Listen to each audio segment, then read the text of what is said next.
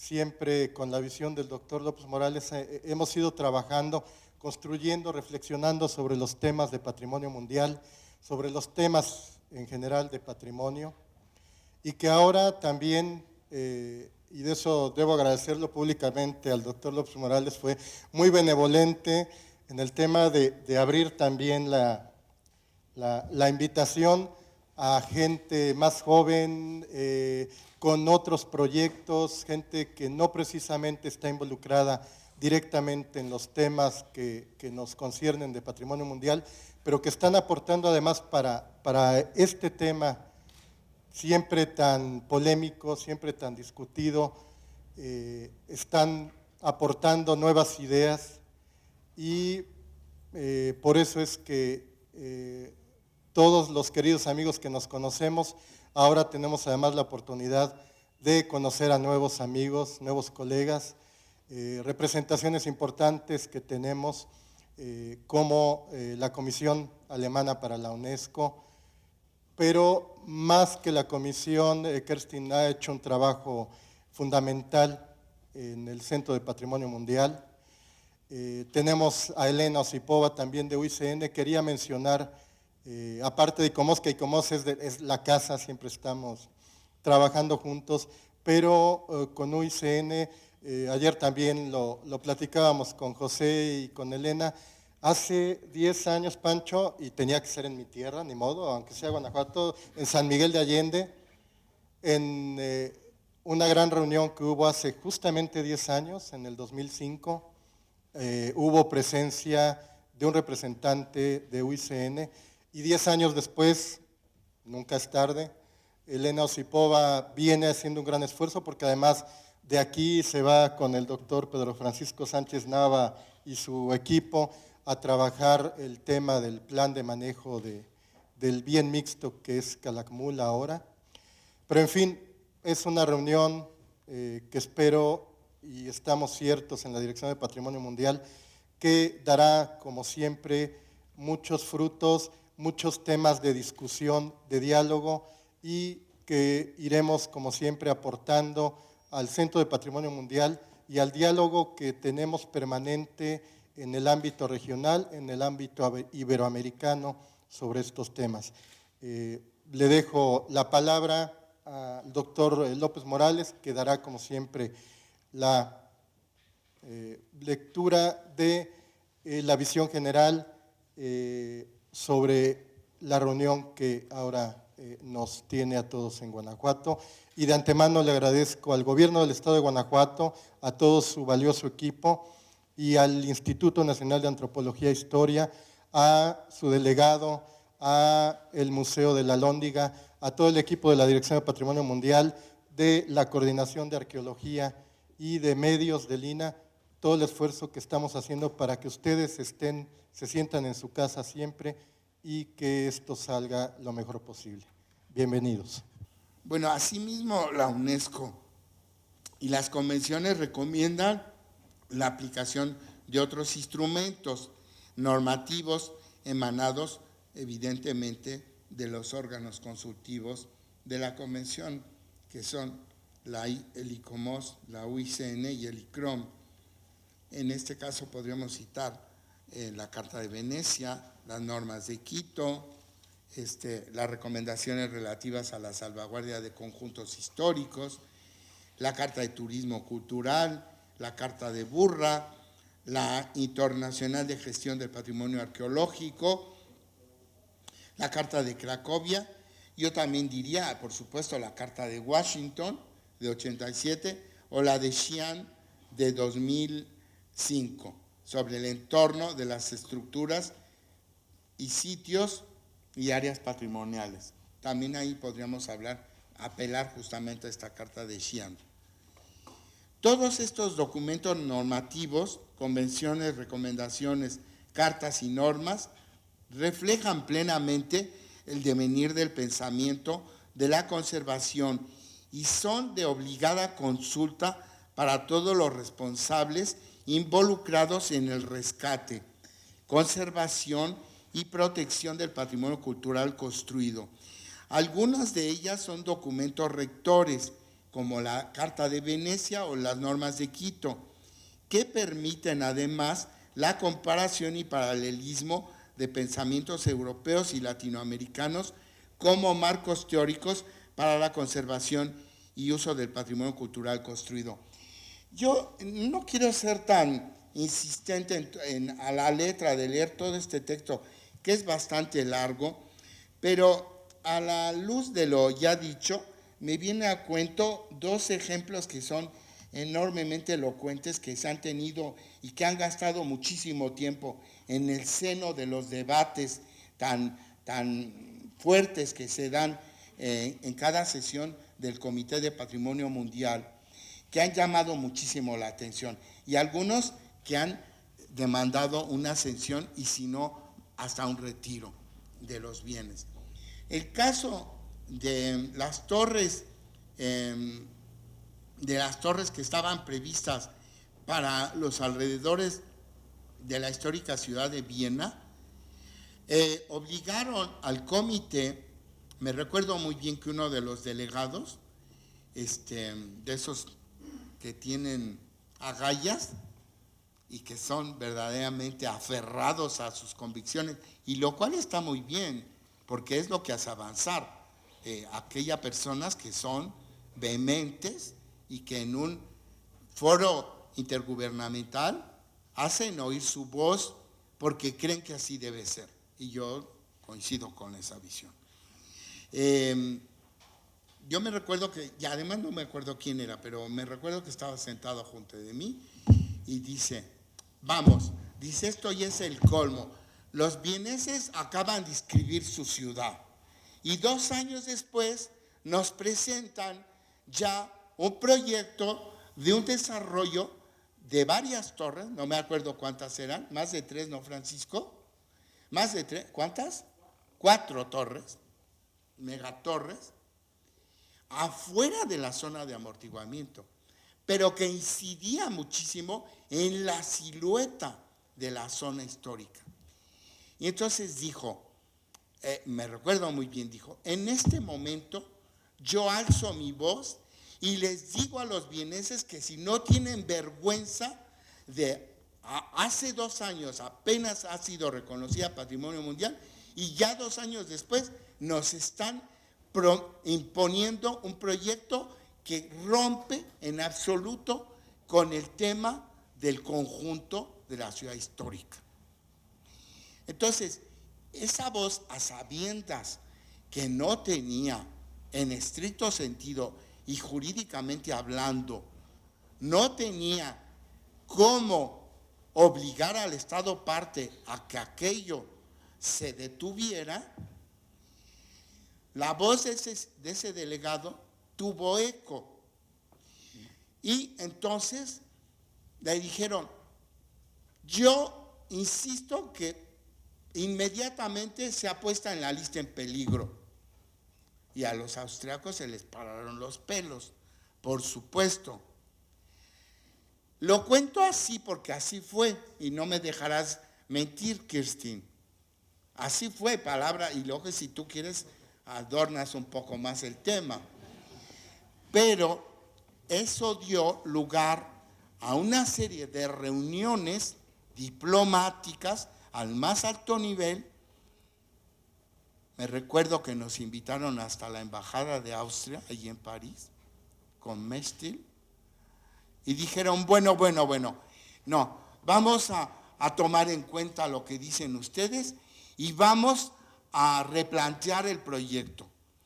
Y eso dio nacimiento nada menos que a una reunión internacional en Viena que tomó como resolución el Memorándum de Viena, que atiende la formación de un nuevo concepto que hoy los entendidos denominan el HUL, que es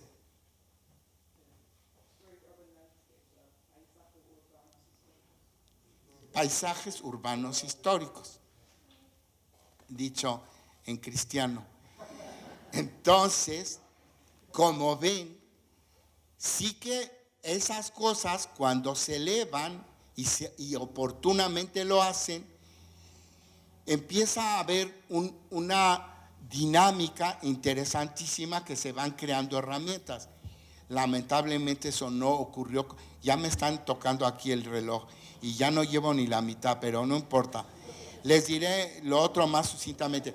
No, me interesa que vean que este tema normativo como entrada es bien importante. El otro, que es un fracaso y que hoy por hoy es un fracaso y que en su conciencia lo llevarán, es el de Sevilla, el de la Torre Peli, donde hubo una verdadera grito de la comunidad sevillana y andaluza y española, diciendo no se puede permitir levantar una torre que si bien no está, porque además lo que estaba inscrito en Patrimonio Mundial escasamente son la Casa de Contratación, los Archivos Generales de Indias, está la Catedral y los Reales Alcázares, y basta. Lo demás de Sevilla no está, y esta torre está alzada en lo que es la isla de la Cartuja. Pues bien, no hubo poder humano que lo atajaran, y no solo, sino que les picaron el amor propio y al capital inmobiliario, porque esa torre está hecha por la Caja Madrid. Es como una bofetada a decir, aquí lo que vale es el capital y ustedes se callan, así de fácil. Y ya está, y ahí está plantada esa especie de torre que, por cierto, sí que rompe una de las siluetas consagradas por la historia de una ciudad tan cargada de símbolos desde la época romana. Entonces, esos son los temas que tenemos que tener muy presentes para ver cómo defendemos ese tema. Bueno, luego ya les vamos a pasar este documento. Hablamos sobre la gestión y la protección del patrimonio cultural, luego sobre los usos del patrimonio vistos por la Comunidad Europea. Está y hecho un repaso interesante. No lo voy a leer, pero me toca mencionar solamente lo que contiene este rico documento. Luego, las aportaciones recientes de un documento, que no se lo pierdan, de 2015 de la Comunidad Europea sobre la reconceptualización y usos del patrimonio cultural. Aquí es donde me parece que hay un tema de aportación bien importante, que habla sobre la difusión del conocimiento, sobre las prácticas exitosas, sobre the workplace, sobre temas inmobiliarios. Es una red internacional donde estaban, por supuesto, convocados una serie de expertos que tenían que ver con el manejo estratégico de los bienes raíces y que tenían que hablar sobre las herramientas últimas que se tienen para una buena gobernancia, si se puede decir, o gobernanza. Y a nosotros nos mandaron, nos encargaron que hiciéramos un estado de la cuestión sobre lo que México ha trabajado en este caso. Y estaba el INDABIN, que como ustedes saben es una dependencia federal que atiende todo el tema de los bienes públicos. Y esto viene a cuento porque lo que hoy vamos a hablar de alguna manera estaba muy relacionado con el futuro de cómo se tienen que manejar los bienes de interés público y cómo los otros países han establecido, algunos, una política de un manejo responsable sobre aquellos bienes patrimoniales que son importantes de ver para su nuevo uso. Entonces, otro aspecto que no está por demás resaltar desde ahora, y ya quizá insistiremos en las palabras de bienvenida a la UNA, pero quizá también en este momento adelantamos 2 o 3 ideas. La primera es que en un primer esfuerzo o una tentación que tuvimos en un inicio para la reunión de este año que trataba con los asuntos de patrimonio mundial y el patrimonio cultural, era evidente que la tentación cayera en el 50 aniversario, en el medio siglo de la fundación de ICOMOS, pero no lo hicimos deliberadamente, no caímos en esa fácil tentación, porque ya el año pasado habíamos rendido honor al documento doctrinal que da nacimiento al ICOMOS, que fue la Carta de Venecia, y muchos de ustedes se recordarán que tuvimos oportunidad de reunirnos en el Alcázar del Castillo de Chapultepec, donde tuvimos un debate importante sobre ese tema doctrinal del 50 aniversario de la Carta de Venecia. Ahora bien, entonces, con Francisco Vidargas, que siempre estamos dando vueltas a los temas, dijimos, entonces, ¿sobre qué podríamos hacer la discusión central de esta nueva reunión? Y la verdad es que no tuvimos que ingeniárnoslas mucho, era atender un poco lo urgente que desde la dirección siempre estamos aquí con querido amigo Pedro Francisco Sánchez Nava, quien está a cargo de toda la coordinación de arqueología del instituto. Entonces dijimos, ¿de qué hablaremos? Pues la respuesta la tuvimos al minuto. Era una orden de la directora general que venía desde más arriba. Véase ustedes qué quiere decir más arriba, no sabemos si la secretaría a la que corresponde el instituto o más arriba todavía. Y sí, porque es un asunto que si no nos enteran tampoco de por qué es oportuno hablar de estos asuntos. A ver, ¿qué podemos hacer con la plaza pública del Zócalo? ¿Qué podemos hacer con este edificio? Tienes que hacerme un documento que para pasado mañana que me dé los lineamientos de qué es permitido y qué no es permitido y qué es plausible y qué es posible atender, que respete el carácter de estos edificios. Ya está. Entonces dijimos, vamos a hablar lo que aquí en su invitación está sobre los nuevos usos del patrimonio, los nuevos escenarios. Y yo hablaba crucé dos palabras con Juan Palomar, que está aquí a mi lado, y que desde ya le agradecemos su compañía y su colaboración, porque le decía que desde luego este no es un tema nuevo. Yo diría que es un tema recurrente, pero recurrente en cada ciclo que nosotros tengamos memoria, porque siempre está presente el que los edificios deben tener vida. Algunos decían que deben ganarse la vida, pero ¿cómo se la ganan? Hay unas gentes que se la ganan lícitamente y hay otros que no. Para eso ya están los nuevos órganos de transparencia, para ver qué es posible y qué no posible. Pero evidentemente porque hay espacios que se han prostituido, desde luego. Y entonces ahí es donde tenemos que ser muy atentos.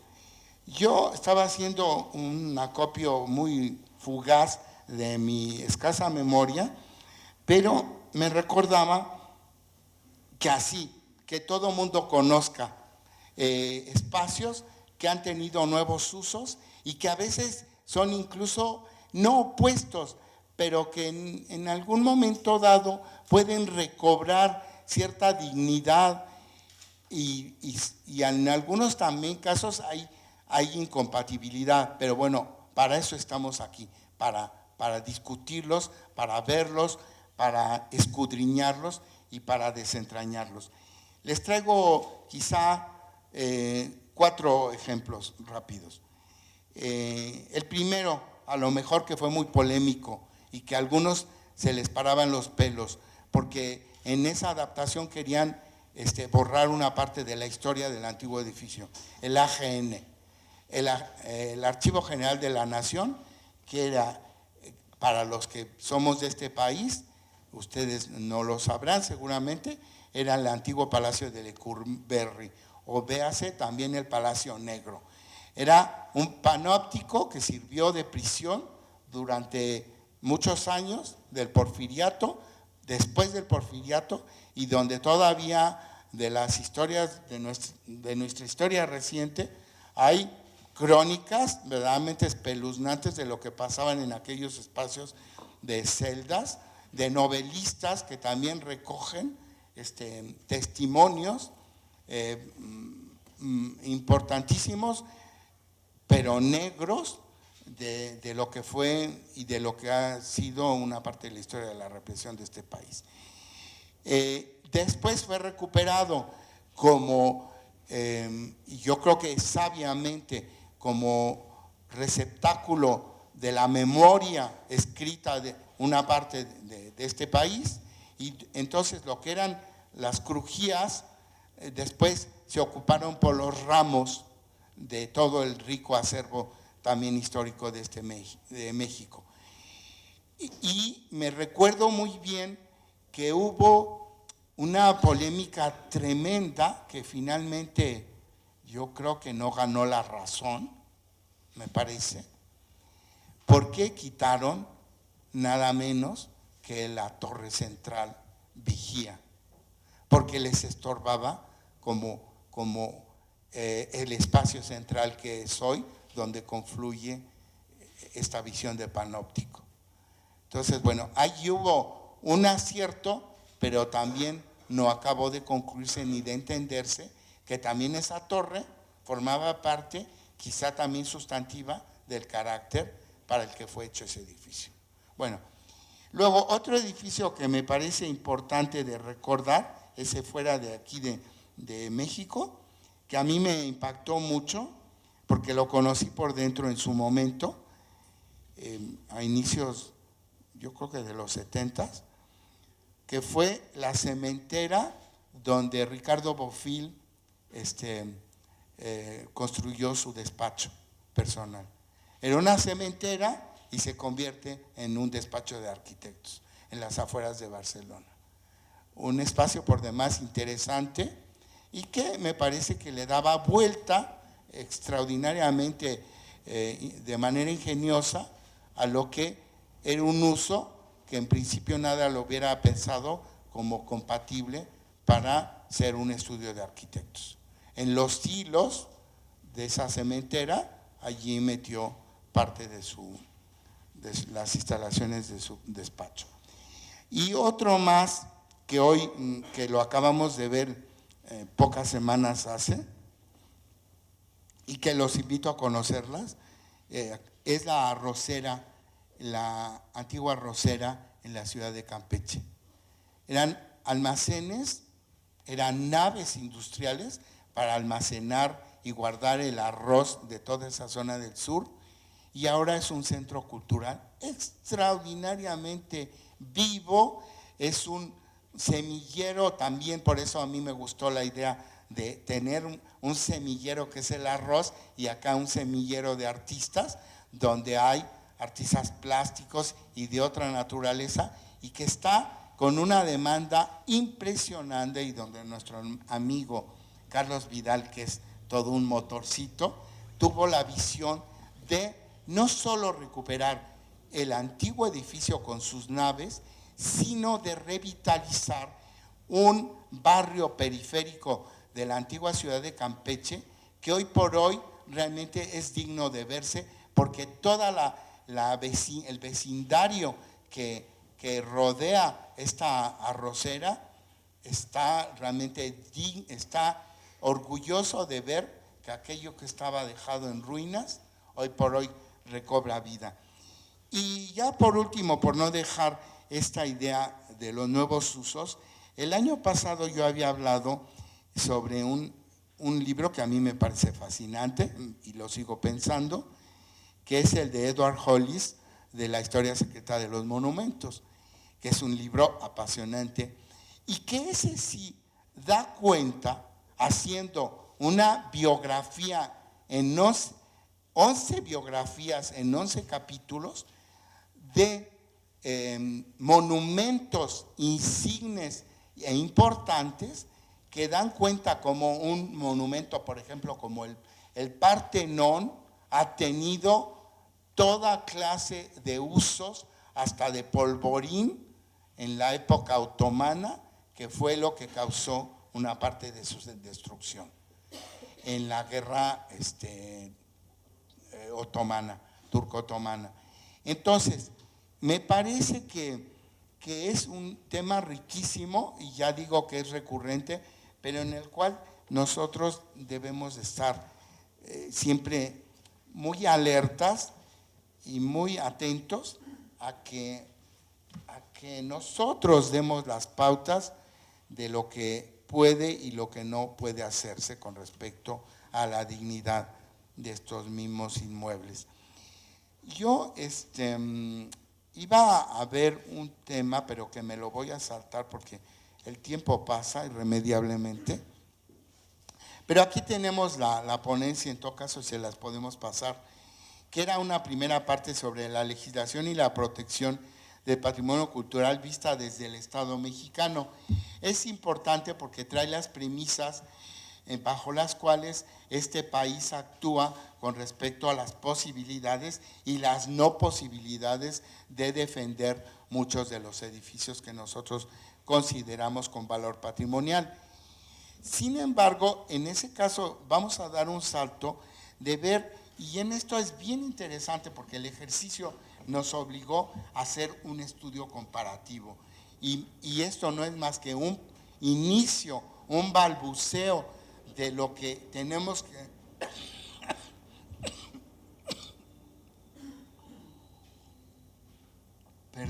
de lo que tenemos que ir trabajando. Entonces vamos a ver qué dicen algunas disposiciones de carácter internacional que nos dicen en materia del uso del patrimonio cultural. Bien poco hay, por razones más que obvias, porque el tema del uso que esté de manera explícita marcado en una disposición legal, piénsenlo ustedes, y hasta a mí después, un poco como decimos aquí en México coloquialmente, me cayó el 20, que es un arma de dos filos. Entonces, veamos entonces qué es lo que dice. De acuerdo a los documentos sobre patrimonio cultural emitidos por el Consejo de Europa, los valores que pueden atribuirse al patrimonio cultural son el uso, de uso, de forma y el simbólico. Concentrándonos en el primer tipo de valor, podrían resultar tres nuevos tipos. El uso de visita, que es el turístico por excelencia, además de ser el más investigado. 2. El uso social, que es el que se hace dentro de los bienes patrimoniales como ciudades declaradas conjuntos históricos, con una normativa de protección. Y finalmente, en el tercer punto, el uso laboral, es decir, quienes viven del patrimonio cultural, de su gestión, su investigación, restauración, o quienes la difunden. Conforme a sus postulados de creación, la UNESCO es la entidad responsable de la protección normativa internacional del patrimonio cultural. Esto lo hace a través de la administración, y esto también ya lo hablamos en la reunión que tuvimos hace 2 años en la Universidad Nacional Autónoma de México, sobre las diversas convenciones que protegen a los bienes culturales, que como ya sabemos son 6 convenciones internacionales que se ocupan de materia cultural. Y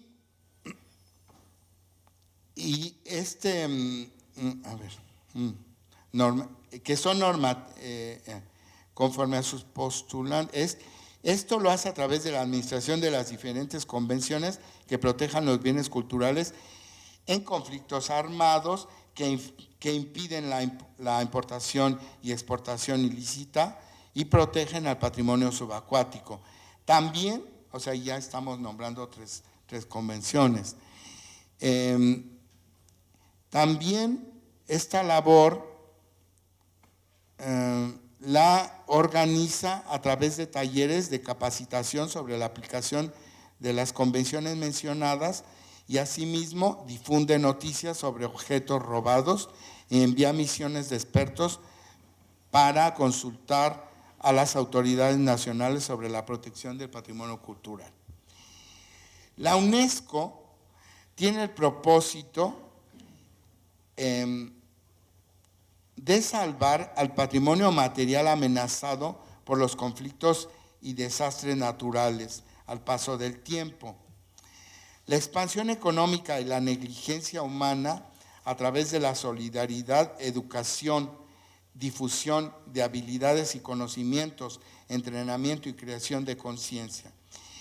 Pero lo que en realidad importa es identificar la herencia, darle un significado, el cual quizá refleja la diversidad y solidaridad humana y alimentar nuestro futuro a través de nuestro pasado común.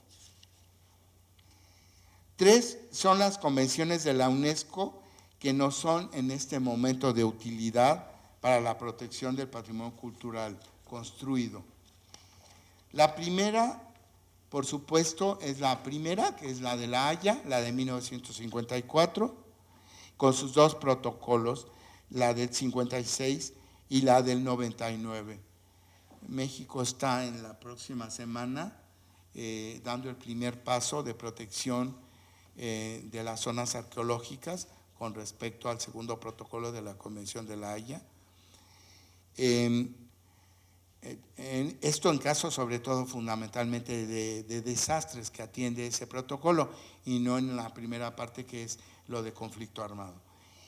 El 2, que se refiere a la Convención sobre medidas que deben adoptarse para la prohibición e impedir la importación, exportación y la transferencia de la propiedad ilícita de bienes culturales, 1970, una convención que también empieza como a tener mayor visibilidad, sobre todo habida cuenta de los últimos problemas.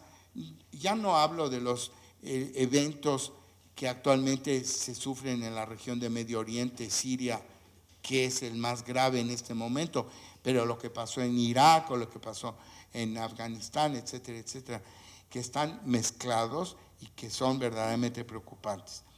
Y luego el punto número 3 que todo mundo conoce en este salón de manera muy clara, que es la Convención de 1972 para la protección del patrimonio cultural y natural. Estos instrumentos normativos son aplicables al patrimonio cultural, sea cual sea la región del mundo a la que pertenezcan, y constituyen, esto es importante, constituyen un código de protección válido tanto en caso de conflicto como en tiempos de paz. Este párrafo, si bien puede ser discutido ampliamente, me parece que es interesante porque nosotros hemos visto que pueden ser herramientas tratadas de manera ingeniosa y hábil para proteger cosas que en principio quedan totalmente fuera del ámbito de protección o de la incumbencia de nuestro instituto. Siempre y cuando podamos dar una lectura, ya digo, más que correcta, ingeniosa, y aludir a otro tipo de principios éticos y yo diría que hasta morales. A semejanza de los instrumentos sobre los derechos humanos, tanto las convenciones como las recomendaciones definen normas de gestión de aplicación universal y han sido adoptadas por la Conferencia General y también sirven de base para las actividades nacionales.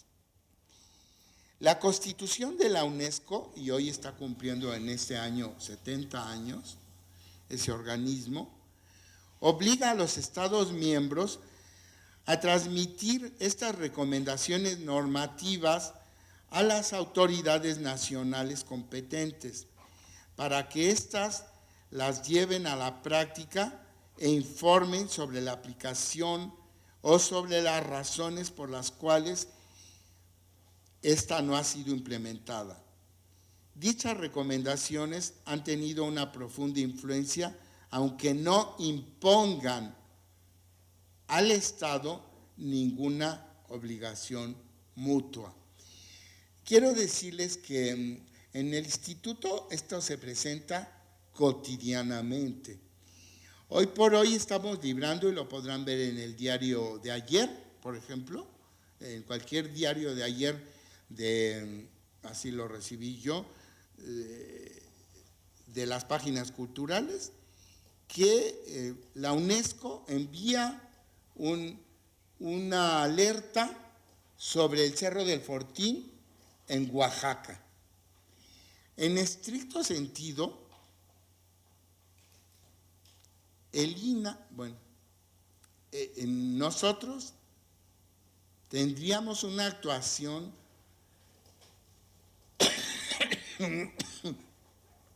perdón, por decirlo de manera acotada, tendríamos una actuación un poco restringida. Sin embargo, apelamos a este tema de la recomendación. Y creo que ha sido un arma importante aquellos intereses que atentan en contra de lo que en su momento pudo ser considerado como entorno de paisaje que debería de ser respetado. Entonces, en este sentido creo que es bien interesante que esto que podamos apelar a ello.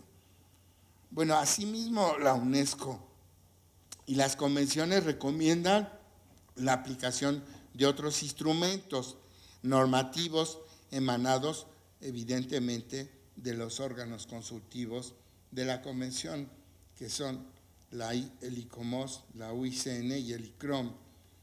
En este caso podríamos citar la Carta de Venecia, las normas de Quito, las recomendaciones relativas a la salvaguardia de conjuntos históricos, la Carta de Turismo Cultural, la Carta de Burra, la Internacional de Gestión del Patrimonio Arqueológico, la Carta de Cracovia. Yo también diría, por supuesto, la Carta de Washington de 87 o la de Xi'an de 2005 sobre el entorno de las estructuras y sitios y áreas patrimoniales. También ahí podríamos apelar justamente a esta Carta de Xi'an. Todos estos documentos normativos, convenciones, recomendaciones, cartas y normas reflejan plenamente el devenir del pensamiento de la conservación y son de obligada consulta para todos los responsables involucrados en el rescate, conservación y protección del patrimonio cultural construido. Algunas de ellas son documentos rectores, como la Carta de Venecia o las normas de Quito, que permiten además la comparación y paralelismo de pensamientos europeos y latinoamericanos como marcos teóricos para la conservación y uso del patrimonio cultural construido. Yo no quiero ser tan insistente a la letra de leer todo este texto, que es bastante largo, pero a la luz de lo ya dicho, me viene a cuento dos ejemplos que son enormemente elocuentes, que se han tenido y que han gastado muchísimo tiempo en el seno de los debates tan fuertes que se dan en cada sesión del Comité de Patrimonio Mundial, que han llamado muchísimo la atención, y algunos que han demandado una sanción y si no, hasta un retiro de los bienes. El caso de las torres de las torres que estaban previstas para los alrededores de la histórica ciudad de Viena, obligaron al comité. Me recuerdo muy bien que uno de los delegados, de esos que tienen agallas y que son verdaderamente aferrados a sus convicciones, y lo cual está muy bien, porque es lo que hace avanzar aquellas personas que son vehementes y que en un foro intergubernamental hacen oír su voz porque creen que así debe ser. Y yo coincido con esa visión. Yo me recuerdo que, y además no me acuerdo quién era, pero me recuerdo que estaba sentado junto de mí y dice, vamos, dice, esto ya es el colmo. Los vieneses acaban de inscribir su ciudad y 2 años después nos presentan ya un proyecto de un desarrollo de varias torres, no me acuerdo cuántas eran, más de 3, ¿no, Francisco? Más de 3, ¿cuántas? 4 torres, megatorres, afuera de la zona de amortiguamiento, pero que incidía muchísimo en la silueta de la zona histórica. Y entonces dijo, me recuerdo muy bien, dijo, en este momento yo alzo mi voz y les digo a los vieneses que si no tienen vergüenza de hace 2 años apenas ha sido reconocida Patrimonio Mundial y ya 2 años después nos están imponiendo un proyecto que rompe en absoluto con el tema del conjunto de la ciudad histórica. Entonces, esa voz, a sabiendas que no tenía en estricto sentido y jurídicamente hablando, no tenía cómo obligar al Estado parte a que aquello se detuviera, la voz de ese delegado tuvo eco. Y entonces le dijeron, yo insisto que inmediatamente se ha puesto en la lista en peligro. Y a los austriacos se les pararon los pelos, por supuesto. Lo cuento así porque así fue, y no me dejarás mentir, Kirstin. Así fue, palabra, y luego si tú quieres adornas un poco más el tema. Pero eso dio lugar a una serie de reuniones diplomáticas al más alto nivel. Me recuerdo que nos invitaron hasta la embajada de Austria, allí en París, con Mestil, y dijeron, bueno, no, vamos a tomar en cuenta lo que dicen ustedes y vamos a replantear el proyecto. Y eso dio nacimiento nada menos que a una reunión internacional en Viena que tomó como resolución el Memorándum de Viena, que atiende la formación de un nuevo concepto que hoy los entendidos denominan el HUL, que es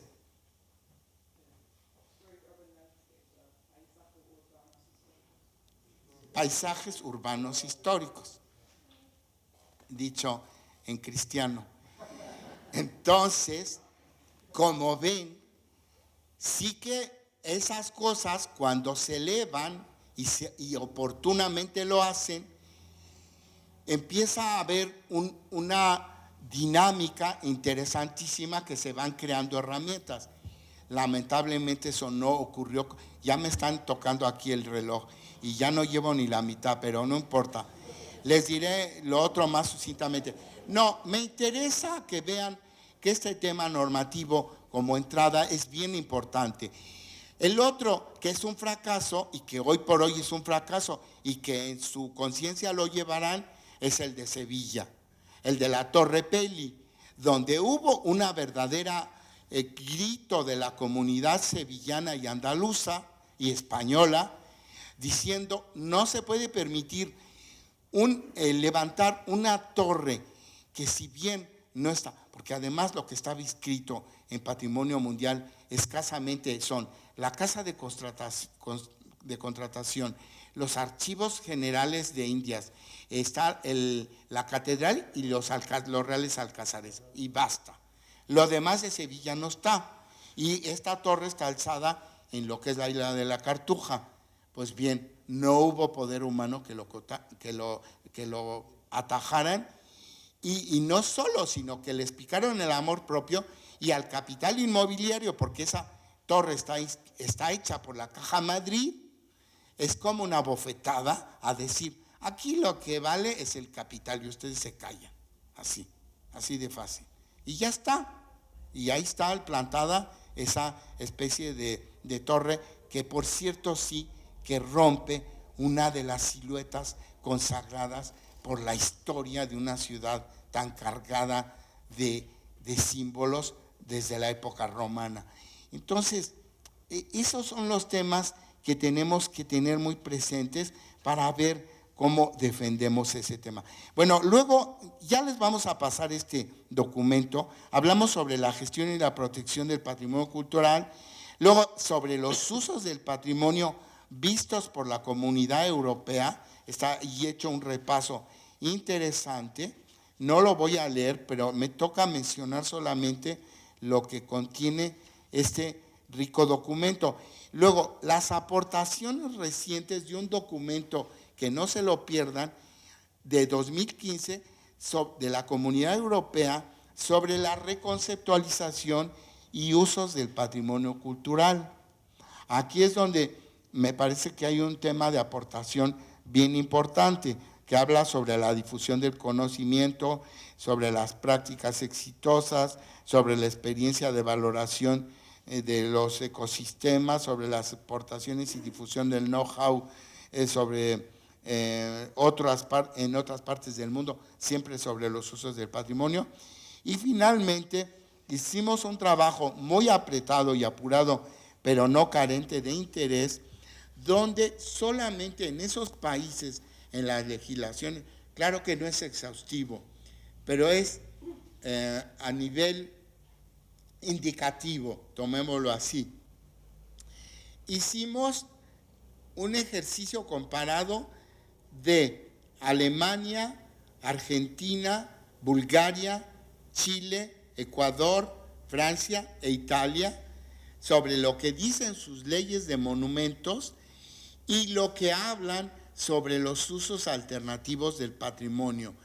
También tocamos el tema de Brasil, para no descontextualizar a América Latina, China, Colombia y Egipto. Lo que dicen y lo que no dicen. Entonces, está ahí como para que tomemos en este momento una especie de aperitivo de todo lo que puede ser bien interesante, porque es un tema que creo que a todos los que estamos aquí reunidos nos interesa desde la plataforma que tengamos del periodismo, de la academia, del día a día, del compromiso gubernamental o desde el orden local.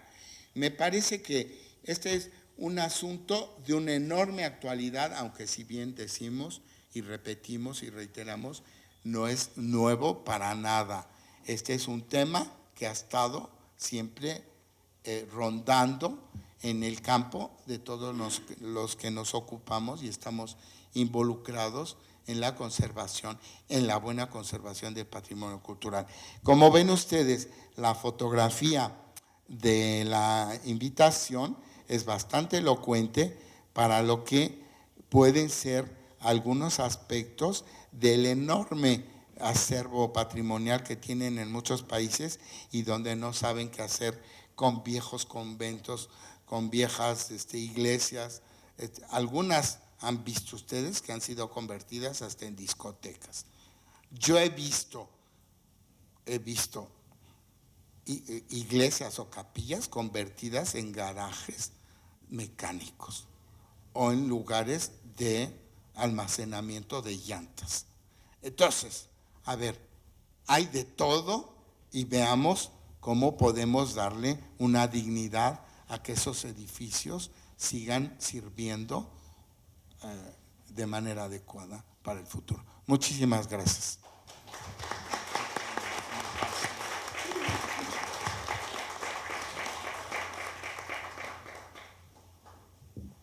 Vamos a hacer un breve receso para que los ponentes que continúan se instalen.